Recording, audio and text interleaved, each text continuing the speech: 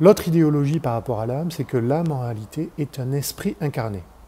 Si c'est un esprit incarné, ça veut dire, en termes scientifiques, que c'est une force vitale intelligente en dehors de l'espace et du temps.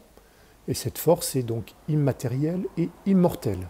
Elle existe avant la naissance du corps, et elle existera après la mort du corps. C'est le fameux salut céleste des chrétiens. Mais ça, avec des couches de conditionnement, ça a été largement occulté. Il existe une grande littérature scientifique, spirituelle sur le sujet, mais le système financier matérialiste ne s'y intéresse pas parce que ça nuit à ses intérêts, tout simplement. Et c'est toujours la même rengaine. À chaque fois que des informations intéressantes servent le bien commun et desservent des intérêts privés, et notamment les intérêts financiers, ces informations sont mises sur le banc. On peut néanmoins les trouver, mais très difficilement. Du moins, si on ne fait pas l'effort soi-même d'aller les chercher, voilà, on les ignore. Et notre conditionnement psychologique fait que presque on n'a pas envie de s'y intéresser. Donc je vais vous expliquer pourquoi en réalité l'âme est une force vitale intelligente, en dehors de l'espace et du temps. Et pour prouver que c'est justement une force intelligente, il faut en réalité un a priori, c'est-à-dire il faut une preuve en amont qui correspond à la loi de causalité, la loi de cause à effet, qui permet de dire qu'effectivement l'âme est un esprit incarné, cette force vitale intelligente, et qu'elle s'incarne dans un temps bien défini, parce qu'elle a décidé, avant de s'incarner, sa mission de vie, et qu'elle est consciente, avant de s'incarner, de sa mission de vie. Malheureusement, au moment de l'incarnation, elle l'oublie, elle tombe dans une forme d'état d'hypnose, ce que Platon appelait en son temps la chute de l'esprit dans le corps, qui en réalité crée un état, c'est bien ça, un état hypnotique, c'est-à-dire hypnotisé par les sens et par l'inconscient collectif. L'âme oublie sa nature divine. Et quand j'entends divin, ça ne veut pas dire qu'elle est l'égale de Dieu. Non, ça veut dire qu'en réalité, elle n'est pas limitée au sens et donc à la temporalité.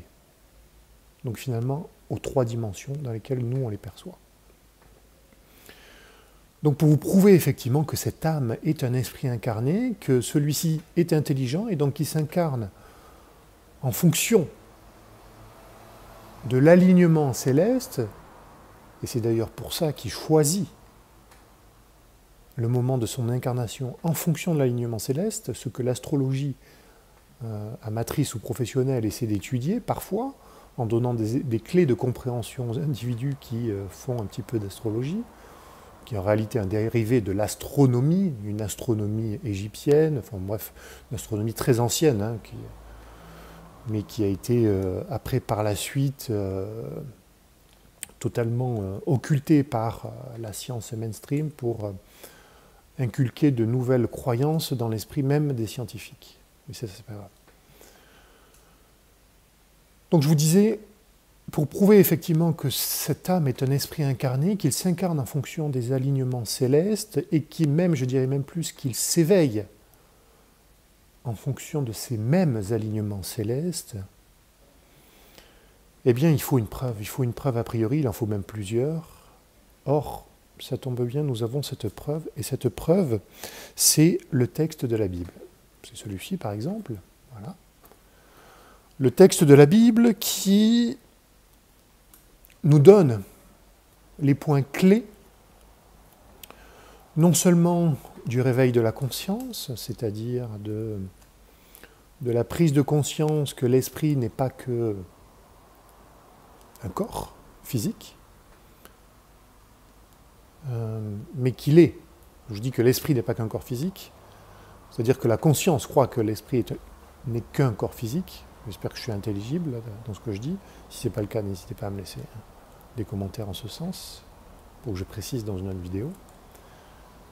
La réalité, nous ne sommes pas qu'un corps physique, nous sommes donc un esprit incarné, et cet alignement céleste qui suggère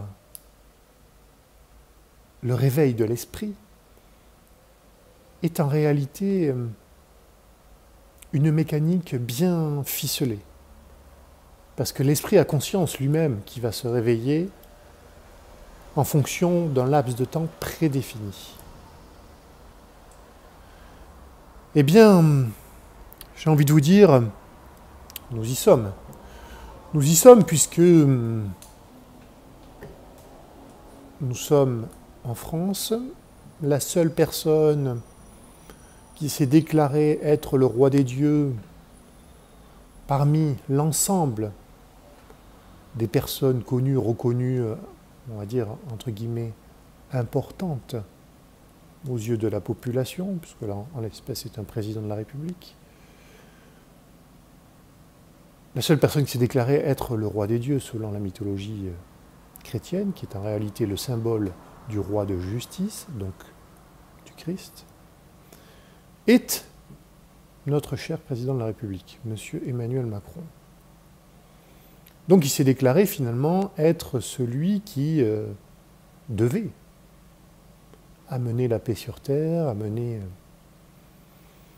tout ça, alors qu'en réalité, en France, et même, on va dire, plus largement dans le monde, même si c'est à cause de cette crise, de ce virus, il n'y a pas la paix, mais au contraire le chaos. Ça ne peut pas être la même personne qui amène le chaos et la paix, puisque, en réalité, on ne peut pas, avec du « en même temps », vous faire croire tout et son contraire, et vous dire qu'on est en même temps mauvais et bon, qu'on est en même temps... non, c'est pas aussi simple. Même si l'humain est complexe, ça ne peut pas être aussi simple que ça. Donc, la seule personne qui s'est effectivement déclarée être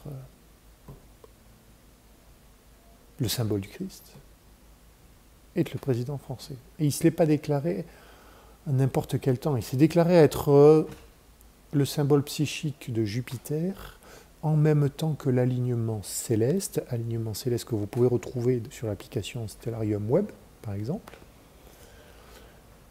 Puisque pendant qu'il s'est déclaré être un candidat entre guillemets jupitérien, c'est-à-dire Jupiter, il y avait dans le ventre de la constellation de la Vierge, ce qui vous devrait vous rappeler de nombreuses représentations dans les églises, puisqu'on voit souvent dans les églises la Vierge avec au-dessus de sa tête des étoiles. Je vous mets une illustration. La réalité, c'est que la constellation de la Vierge était enceinte de la planète Jupiter.